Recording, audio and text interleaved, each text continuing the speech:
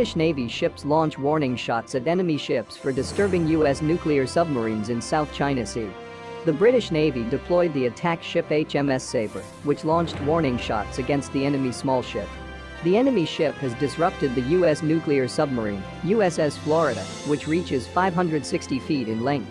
This is a very dangerous behavior for enemy to play around.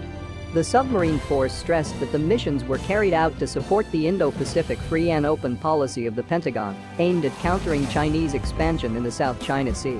At least 7 submarines and possibly more, including all 4 submarines based in Guam, USS Alexandria submarines based in San Diego, and several ships based in Hawaii, became part of the deployment effort. The action also highlighted the Pentagon's desire to be flexible and unpredictable in the great power competition with China and Russia.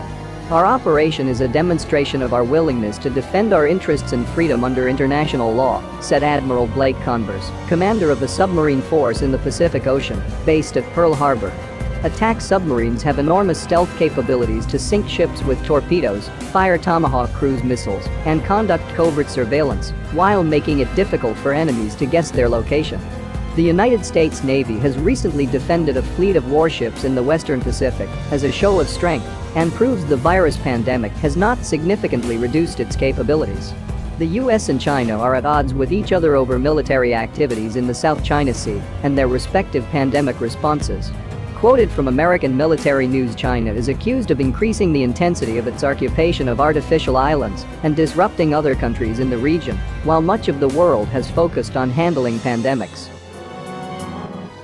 Stratfor's Geopolitical Intelligence Agency stressed that the United States and China have maintained strong operational speed in the South China Sea amid rising tensions and a pandemic of virus, signs that indicate an escalation after the virus outbreak has subsided.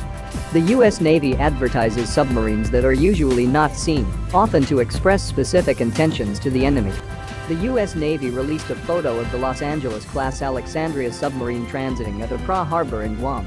As the United States military struggles to respond to the virus pandemic at home, we remain focused on our national security mission around the world, said U.S. Defense Secretary Mark Esper on the same day. Many countries have turned to the country to recover from a pandemic. Meanwhile, our strategic competitors are trying to exploit this crisis to their advantage at the expense of others. Esper accused the Chinese Communist Party of stepping up a disinformation campaign to divert mistakes from the virus outbreak and polish its reputation.